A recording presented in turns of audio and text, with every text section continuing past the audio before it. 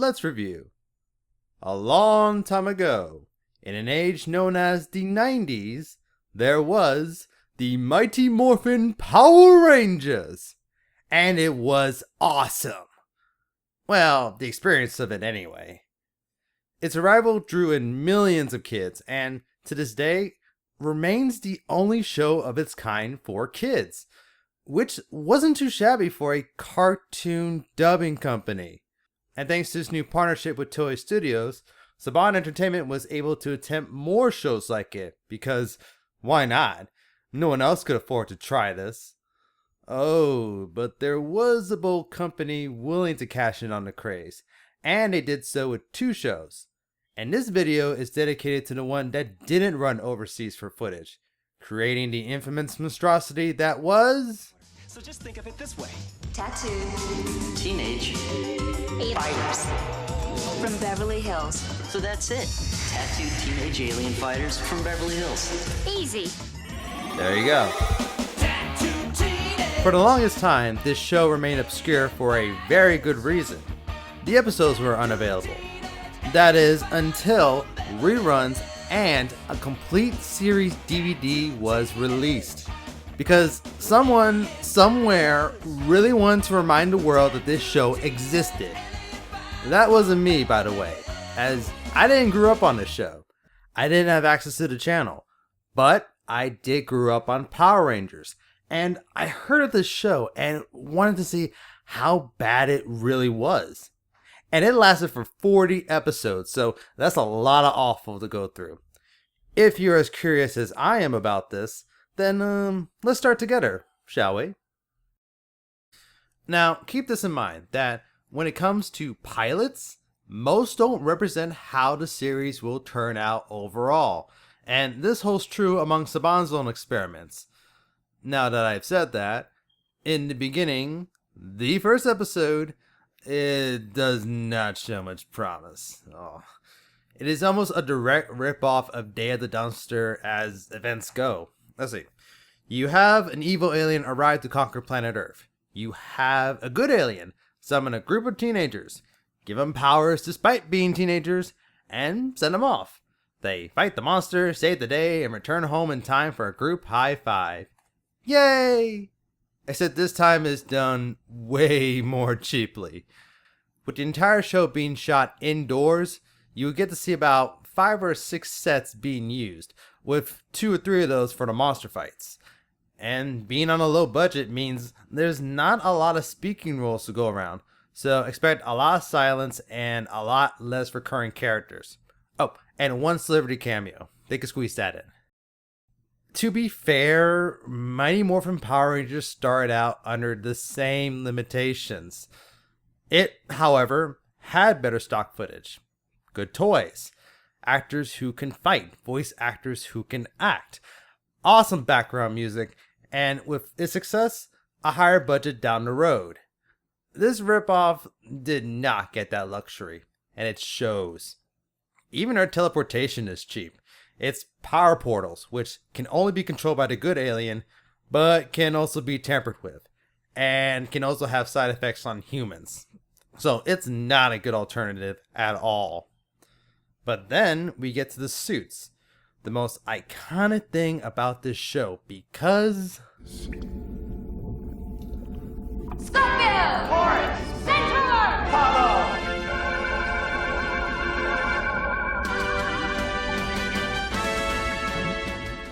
They are terrible and simple.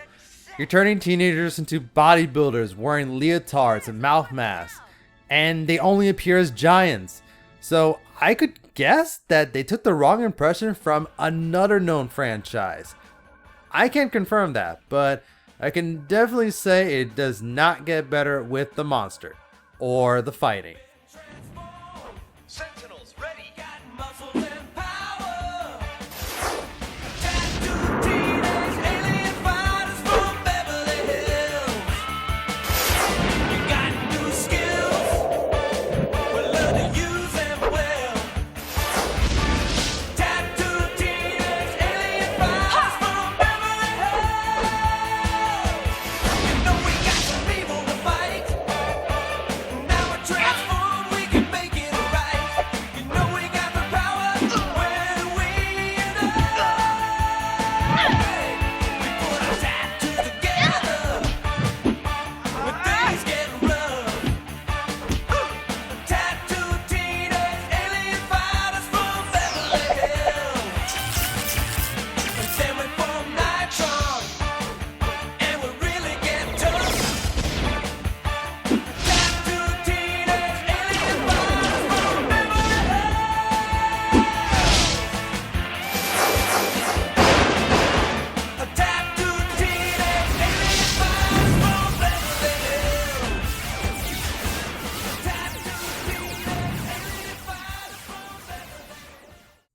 When cornered, the teens can merge together to form the single warrior Nitron, trading in speech and gymnastics for a shield and sword that also shoots lasers.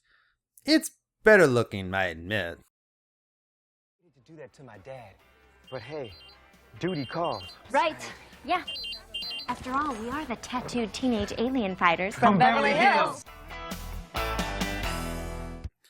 And this all comes from the first episode, and is enough to send the curious running, almost myself. So, if you, the viewer, were to ever make a similar attempt to watch this show, I would advise you to ignore the obvious. Ignore the blatant cheapness of the sets and suits. Ignore the awkward fight choreography, the various factual inaccuracies. In short, just ignore everything that appears wrong up front.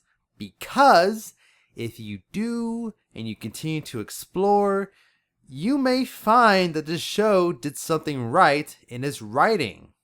I'll explain. Starting with our heroes, we got a prep, a nerd, a cheerleader, and an artist. Right from the start, they do not like each other, only being together to work on a school project, like many of us. And now, they get to fight together as superheroes, which means that they fight a lot over school or homework or being responsible. And in doing so, we get to see these characters' flaws and positives. Say Gordon, the prep. He's good at talking and wants only the best achievements in his life. But he also likes to put down others and often uses money to solve his problems. We learn that he's the son of the town mayor, who is often very busy, and by being a sentinel, he gets to see his teammates achieve goals that money can't buy. It especially bothers him when he gets beaten by the nerd. And this nerd, Swinton, he's smart, also young. He starts high school at a younger age, and as a sentinel, he proves useful. He uses theories rather than inventions to solve problems. But we are shown that he has overprotective parents, which explains why he's so awkward in public. Gordon is eager to pick on this until Swinton grows a pair, and he does. I've been thinking about what we talked about earlier today, and, you know, you're wrong about me. You see, I act the way I do because it's the right way to act, and peer pressure has nothing to do with it. Yeah, right. Well, look around you. I mean, you're as much a conformist in your non-conformity. Drew, the artist, is eager to help Swinton now, if only to pick on Gordon. She lives in Beverly Hills with her soap actress aunt, but she detests this lifestyle and prefers having her own job and speaking her mind out. A lot. Then again, so does Gordon, which explains why the show tries to hook these two up that one time. However, it is hinted that she has a questionable past, and as a result, she doesn't trust others. She doesn't even trust herself. It also means we spend the only two-parter of the show dodging a psychologist. So it's a good thing to get a device that erases memories. That comes in handy. And that's about as much characterization as you'll get from these guys. And as the show goes on, they'll continue to fight monsters and each other. But as this happens, and by being with different people for a long time, these characters start to have legitimate character development. They start to realize their own flaws and experience personal ups and downs as sentinels and teenagers, so that by the end of the show, they end up being somewhere close to a friendship. The sad exception to this is Lori, the popular one. Unlike the others, she doesn't get an adult to bounce off of, and from what we're told, she sounds pretty content with her life. So this is her usual drama. You see, Brett called worried that his flight might be delayed due to some stupid blizzard. So, if he doesn't show up, I don't get to go. And I would die. No, somebody I met in traffic school. I mean, he's no dreamboat like Brett, but hey, he's here. And he has better seats. No one can tell the future. Look, Lori, first, let's establish who you really would like to go with. Why? That doesn't matter. I'm only going so I can meet the drummer in the warm-up band. Then go alone. What? And have my friends think I can't get a date? Now, she doesn't change much from this, and I don't think I should even like this personality. Except that the writers remembered that being popular takes work, and Lori does show this, and often criticizes the others when they get lazy. And as a sentinel, she makes battle calls. If she was done better, this would have been the closest thing his team had to a leader. But it wasn't done better. Still, I can't say I was bored with her. She is entertaining when she gets center stage, and she does learn to get along with the others as well, Drew in particular. Shut your worthless, rancid mouth and do it fast enough to sever your own tongue, or I'll sever it for you. And even with that hiccup, the fact that a ripoff took the time to play and develop its main cast is surprising. And it's not something you'll notice right away. You would have to watch episode by episode to notice these little changes, which is impressive by then and even by today's standards. Remember that the show was competing against teenagers who already knew each other, liked each other, and did whatever the hell they wanted and was good at it, which got inspiration from another set of teens that did the same thing. Frankly, if this was considered normal back then, let me hang out with Bulk and Skull and let me feel rightfully below average. And those numbskulls took a while to change, mind you. Whereas Tattooed Teenage Alien Fighters got its development done under a slightly shorter runtime. And these improvements extend over to the extraterrestrial portion as well. As a villain, Emperor Gorganis is a straightforward conqueror. He's conquered other worlds. He wants planet Earth, and he plans to obtain it, or at least to figure out the Sentinels' identities, which he doesn't know.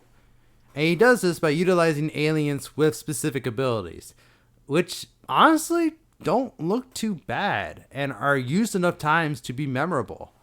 He can also make use of fantastical space items or events in his plans, which adds world building to this small show, and it gives our heroes various ways to save the day without fighting. So, for example, he could use a monster to attack a city, or to deplete Earth resources, or to tarnish a Sentinel's reputation. And if that doesn't work, send the teens a bomb, let them figure it out. And if all else fails, let your talking pet do a better job than you can. It was a mastermind greater than the Emperor, a field marshal of the highest order, a prodigy. Wagner! Mark! Master, I'll never do it again! I've learned my lesson! No, that doesn't bend that way! No! As for Nimbar, our supposed mentor, he's a living space booger who hands out temporary tattoos and is ignorant of Earth colloquialisms. Now I'll admit, he's not endearing to look at, but he is formal in his instructions. And to be fair, Zoran was the same. He just blurred out instructions when necessary. It is only when you observe his actions that he starts to get suspicious. Remember that when he needed superheroes, he went with teenagers and this kid. And whenever their powers got destroyed or the base got destroyed, he'll build a better base and have a backup plan for every crisis. But his teams are never made aware of this and are never shown the consequences of fighting evil until it affects them directly. So that by the end, when the universe was in trouble and all they could do was find Zoran, Zoran had to sacrifice himself to bail us all out. Could Nimbar in any way compete against this? Maybe. Listen, Lori's moments away from permanently turning into a monster. Right now, I only care about saving Lori. You refuse to save the galaxy? Leo! Ursa! Draco! Where are you?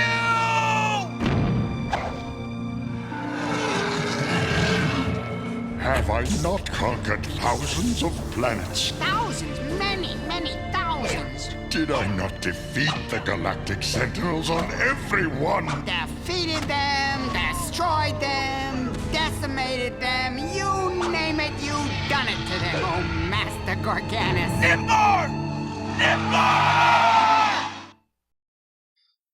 A few scenes and one episode in particular hints that Nimbar may have done this before and has repeatedly failed to keep his teams alive. So it's no coincidence that after this episode, he starts getting snippy with his team, preferring that they finish the job over their own safety. And a few scenes, and the finale in particular, has our heroes disagree with this thought, and they go against Nimbar sometimes. So it means that they could think for themselves, act for themselves without him, which means they also understand their place in the universe as Galactic Sentinels.